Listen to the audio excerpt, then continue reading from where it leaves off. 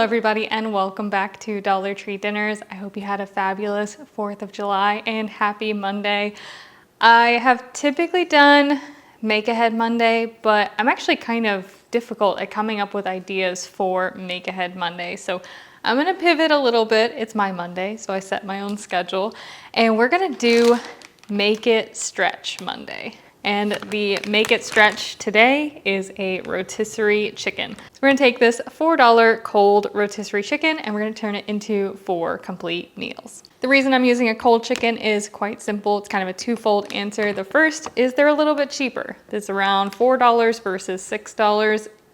Not a big price difference, but also in most states you cannot buy a hot rotisserie chicken with EBT benefits. So that's why we're working with a cold chicken today. And one additional thing, I am cooking for 2 people this week, so all of these meals are to feed 2 people. If you're feeding 4 or more, you can always double or triple this. I do typically think it's most realistic to say 1 chicken per 2 adults. So let's go ahead and jump right in with meal number 1. This is from Walmart, so it's not one of the giant rotisserie chickens from like Sam's Club or Costco. So I've got my cutting board, and first thing we're gonna do is remove our chicken from the bag. And I'm gonna kind of go over the game plan for how we're gonna make the most of this chicken. So I do think 4 meals is a really reasonable amount of food that you're gonna get out of this chicken if you kind of think about it in parts. So that's how I'm looking at it. We've got our legs and our thighs. We'll count that as 1 meal. There's not a whole lot of meat on the drumsticks, enough to consider them a meal on their own. Then we have 2 breasts, and we can make a meal out of each of those. And then we have our carcass and any kind of residual meat that might be attached to the carcass, and that will make our 4th meal. Let's pop our thighs off. Got some backbone with that one. So there we go, that's meal number 1. And then we can carve the breasts off. Just find it easier to carve it when it's cold as opposed to trying to pull it apart and shred it. Warm chickens are much easier to shred than cold ones. And we're not gonna worry about this little bit of meat left on the breastbone here because again, we're gonna save that for our 4th meal. But essentially that's what we're gonna do. I'm gonna save the wings for our 4th meal too. So we'll take those off. So I'm also gonna set aside my breasts, and for today, we are just going to be working with these legs and thighs. If these were hot, I would treat this a little bit differently, but since these are cold, I'm gonna go ahead and remove the skin because it's not as crispy as it would be if it was hot. And we're just gonna be dealing with the meat on the bones. But I really wanna make the most of every little bit of meat off of these legs and thighs, the quarter portions. So I'm gonna stick them in a stock pot. And then I'm gonna add 1 cup of water and 1 packet of chicken gravy mix. This is the kind that only makes 1 cup of gravy. Be sure to check the instructions on your gravy mix and see if it makes 1 cup or 2 cups and kind of adjust accordingly.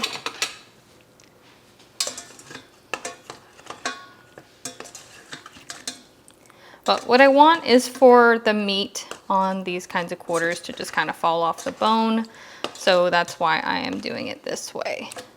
And then what I'm gonna do is I'm gonna let this kind of come up to a simmer and wait until the chicken is heated back through. So let's pop a lid on that and just kind of let it hang out for 5 to 10 minutes or so. I think it's been enough time. Again, we're just trying to kind of reheat this chicken so that we can shred it off the bone easier. So I'm gonna take it out from the pot. Oh yeah, it's already fallen apart. Perfect.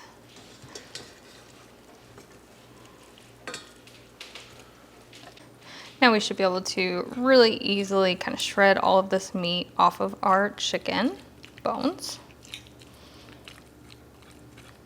without having to work too hard.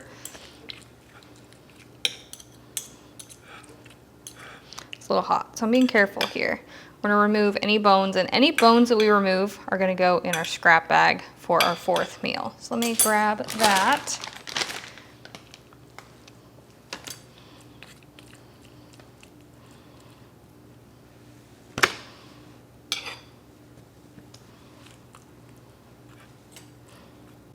Let's return that back to our pot with our gravy. What did I just see? Oh, okay, that's just dark meat, okay. Give it a stir to make sure it's all coated in that gravy. That's our flavor and our moisture.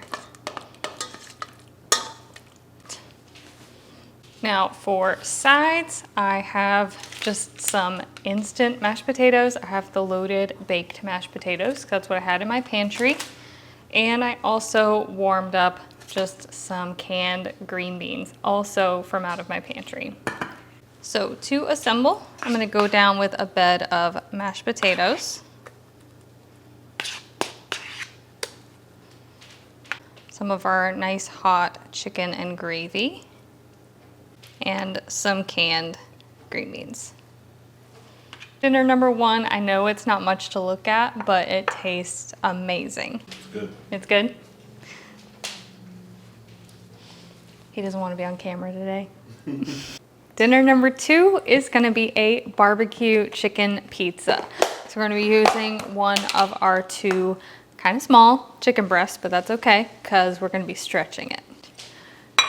This one should come together really easily.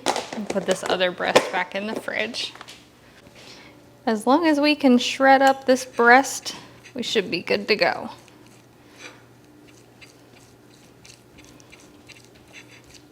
Shredding meat is definitely the best way to make it go further. We're gonna add that into a bowl.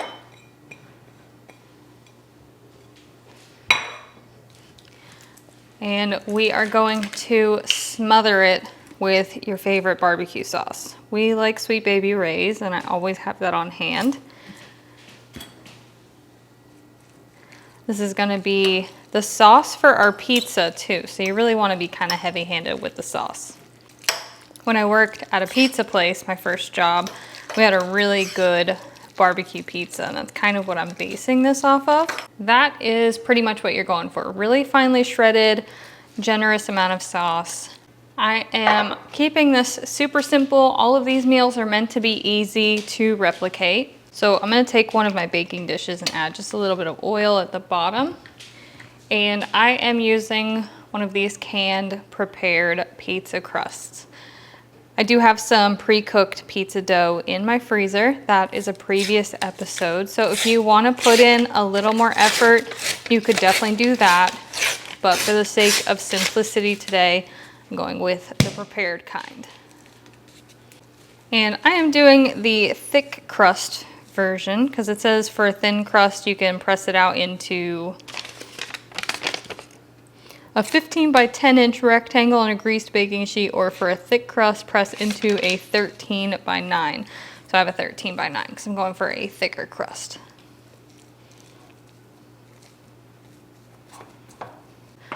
And then I'm gonna pour my barbecue chicken mixture directly onto the raw crust.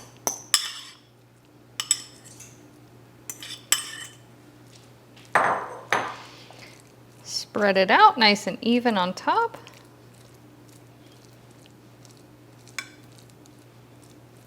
Now, as far as cheese, I like to do a pizza blend cheese. This is a mixture of cheddar and mozzarella, and I think it goes best with this barbecue pizza.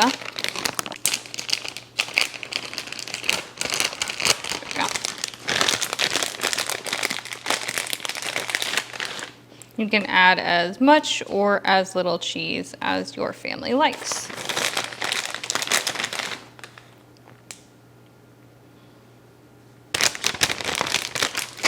That is the base pizza, and you can bake this directly as is, but I like to add one additional topping, sometimes two if I have it, but today I only have one. I think barbecue pizza is the best with sliced red onion and pineapple. I don't have any pineapple today, so I'm just gonna throw on some red onion. And it's gonna shrink up a little bit, so I do add quite a bit of red onion on there.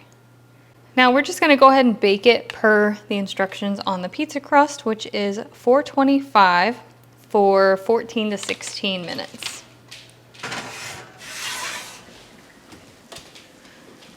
There is our barbecue pizza. It's not quite as brown as I would like, but I think the crust is fully cooked. I could always pop it under the broiler for a couple minutes just to brown up the cheese. And I do think I'm gonna do that. That'll also kind of char the onions a bit. So this was the higher end of the time. That was 17 minutes. So let's broil it for a couple of minutes, see if we can't get some color on top. Couple of minutes under the broiler, and I would say that that looks a lot better. Let's pop it out. Now, this is optional, but I think it's really good to have like a little cold drizzle of barbecue sauce right on top of the pizza. So you've got the hot barbecue sauce and the cold. And again, I'm feeding 2 people, so half of this pizza per person is a serving, which I think is a really great way to make the most out of that rotisserie chicken breast. All right, let's see. That is dinner number 2, barbecue chicken pizza. And this is also one that doesn't make a big mess of your kitchen, really easy to put together. It is summer, so I know some of you guys are trying not to run your ovens. So as far as baking a pizza goes, like you have a few options here. You can make barbecue chicken sandwiches instead of a pizza. That would be a no oven option. Or I've done like a barbecue chicken potato bowl before. So there are different variations that you can do that aren't just a pizza. I just really like barbecue chicken pizza. I still don't feel like I put enough red onion on that. But I definitely put plenty of cheese. It's very meaty, very saucy. I think this one is a winner for sure. We are ready to make dinner number 3 with our second chicken breast. And this is one that some of you guys have seen before. It's one that I've been making pretty frequently just because it's somewhat new to me, but I love it so much. And especially now that it's summer, I think this one's perfect because it is entirely no cook, which I appreciate. I don't know if some of you guys have guesses as to what this one already is. Maybe you could guess from the thumbnail, but I am making my cranberry apple chicken salad sandwiches. So we're gonna start off very similar as we did with the barbecue sandwiches. We're gonna take our chicken breast and we're gonna shred it.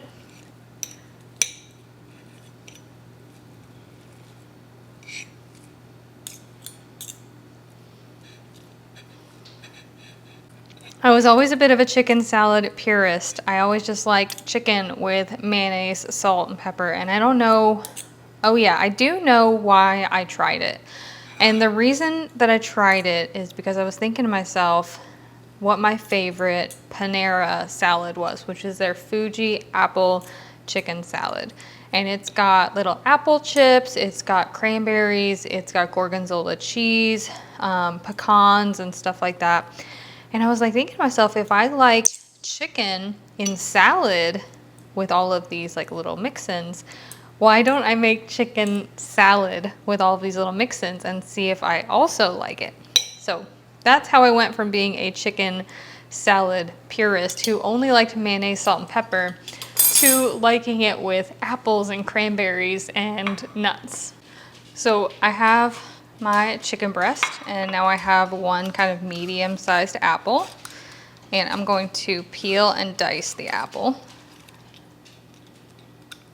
I always like to just kind of peel around the top and the bottom, and then I take the rest of it off in strips.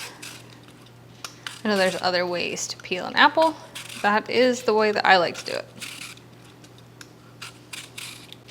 And then cut around the core. I might not use the whole apple. Probably will end up using about half because this is going to be a pretty small batch of chicken salad. So the rest of this I can just snack on.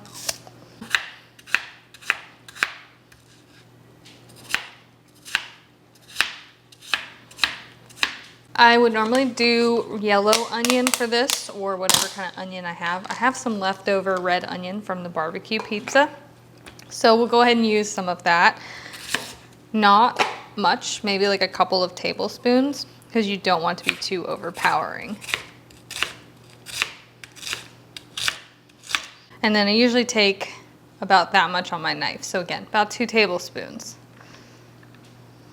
Add in your shredded up chicken. This might not be a big enough bowl, but we shall see. We're gonna add in our diced up apple and our red onion. Last couple of things are very measure with your heart kind of situations. I like to toss in a handful of dried cranberries. I always do a handful and then a little extra for good measure. This is a bit of a hack, but Dollar Tree sells these little bags of chopped walnuts and pecans, and nuts can be quite expensive most places, so if you just need a little bit for a recipe, Dollar Tree is a great place to pick up a small bag of nuts without having to spend a bunch of money. So just sprinkled in a few pecans. And next I'm gonna add some mayonnaise. Again, kind of measure with your heart here. I usually start with a couple of spoonfuls and then I'll add more if I think I need extra moisture. Same thing with salt. Start with a little bit. You can always add more, you can't take away. And a little dash of pepper. Now let's mix that together and see what the consistency is looking like. I usually find I need a bit more mayonnaise than I initially think I need, but sometimes I get it right the first go. I actually think I nailed that. That looks plenty wet. And we also need to taste it, make sure salt and pepper is good. So just grab a little spoonful, make sure all the flavors are there.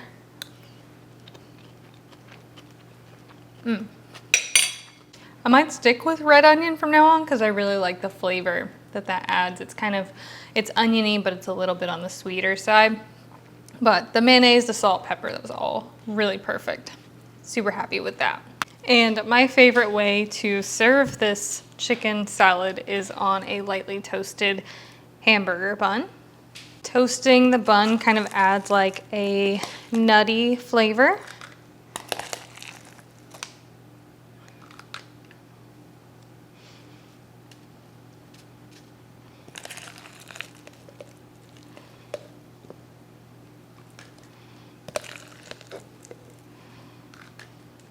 And we added so much stuff to that one chicken breast that we're able to make 4 really hearty sandwiches out of it. That is upside down. Put that on there. Oh, nope, that's on the wrong side. Okay.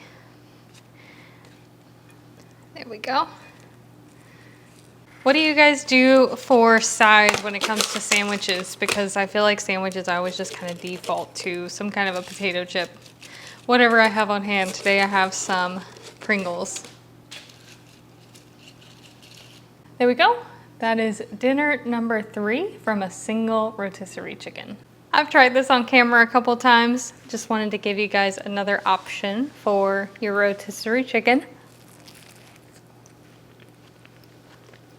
I cannot rave about this chicken salad enough.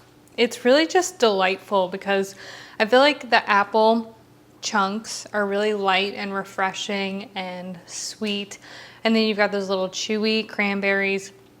You've got that little bite of onion and then the crunchy pecan. So like it kind of encapsulates all of the best kind of flavors and textures.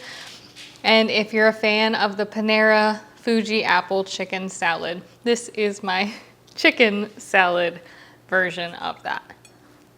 And last but not least, we are ready to make our 4th dinner using all of the discard from the chicken. So the bones, the remaining meat, just kind of like the odds and ends. And I'm sure you guys can guess, once you get down to the bones, the best thing you can make is soup. Specifically, I'm gonna be making a creamy chicken and wild rice soup, but I'm gonna try to scale it down a little bit so it makes just enough for 2 people, maybe with a little bit of leftovers and some kind of crusty bread on the side. First things first, we're gonna try to get as much off of these bones as we can. And in the meantime, we're gonna make a really quick stock. We're not gonna simmer this for too long. We're just gonna dump everything we have directly into a pot. Let's cover everything up with water. We are pretty much boiling, so I'm gonna turn the heat down and we'll let this simmer for 30 minutes. Again, we're not going for a super long cook time here. The longer you can simmer this, the better. But again, I'm trying to make these relatively fast and easy meals. So I'm not going for a super long simmer on our stock. 30 minutes should be enough to kind of pull some of those flavors out of the chicken and the bones. We are ready to strain our stock. You guys know my rule, bowl and strainer combo, never in the sink, because you don't want to strain this on autopilot, put your strainer in the sink and dump all of your stock down the drain. But you can just pour your stock straight into the strainer.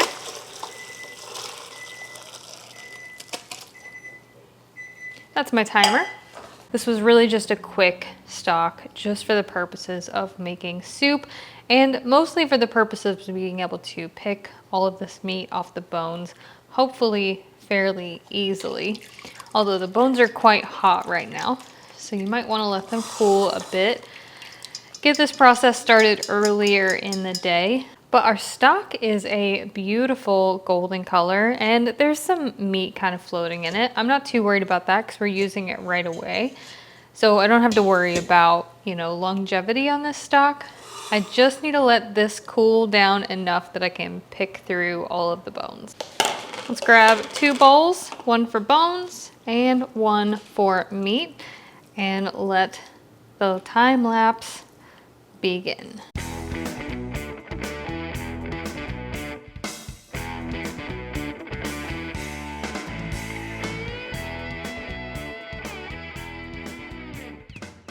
Here's our bones and our scraps, and there is our meat. I am a little bit particular about, the meat that I do pick off of the bone, so I don't think I got all of it. I'm sure there's still like a little bit in here, but I try to get some of the better bits of meat, if that makes sense.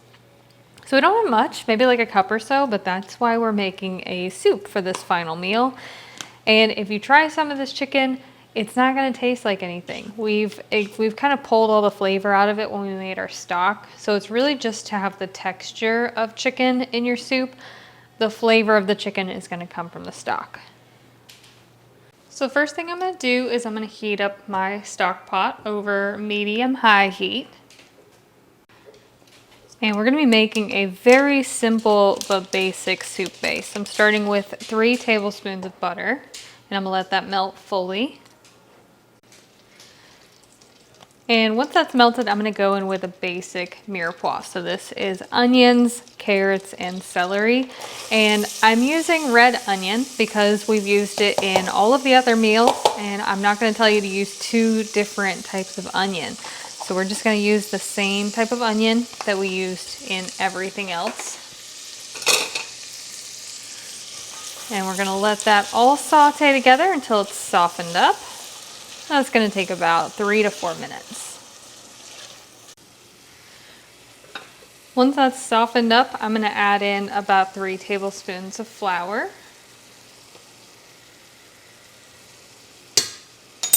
I just kind of eyeball the flour.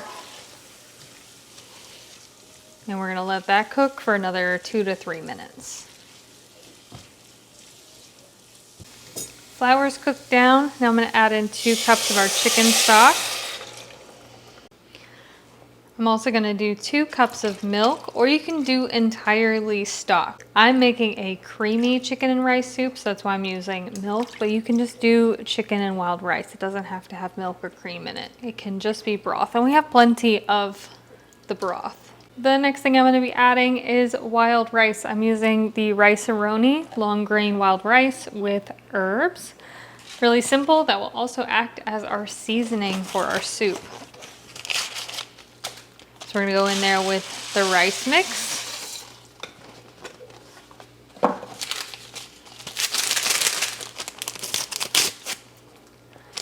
The seasoning mix. And we can go ahead and add in our cooked chicken as well. All right, get everything mixed together. All right, let's give it a taste and see if we need to add any salt, pepper, or anything to it. That is really good, but I do need to add a little bit of pepper. And a dash of salt. All right, starting to boil. We're gonna need to stir it every now and then to make sure the rice isn't sticking to the bottom because it's going to want to stick, especially at the beginning stages here. I'm gonna set a 30-minute timer because that's how long it's gonna take for the rice to fully cook. All right, it's been about 7 minutes doing my first stir and definitely have some rice stickage, but as long as we stay consistent with stirring, we shouldn't have any crunchy rice at the end. So that's definitely the worst part about wild rice is biting into undercooked rice. And once your rice is tender to your liking, this soup is ready. And I love how thick this turned out. For soup to be a meal for me, it needs to be a thicker soup. That's why I tend to gravitate towards like broccoli cheddar soup, potato soup, things like that. It needs to be really starchy. It needs to be really thick. I think this one looks perfect. And if you're more of the type of person that likes like a brothier soup, then by all means add more broth to it. But I am super happy with that consistency. It looks like a really good stick to your ribs kind of soup. I have some nice toasted crusty bread here, just some French bread that I cut into slices and toasted lightly. And I think that is going to be the perfect meal. All right, I'm gonna sit down for this one because I sometimes forget to like sit down and just have dinner with you guys. I leave the door open so the dogs can kind of come and go whenever the weather's nice and it's not too hot outside. I need to get one of those little doggy door inserts for my sliding door. I have already tasted this soup while I was cooking because I was getting impatient. But that turned out perfect. Super rich and creamy. Has a lovely flavor. Being able to just use the seasoning mix from that rice kit is such a hack. Just takes some of the guesswork out of making soups. I'm gonna add some of my little crusty bread. Use the bread as like a dipping tool.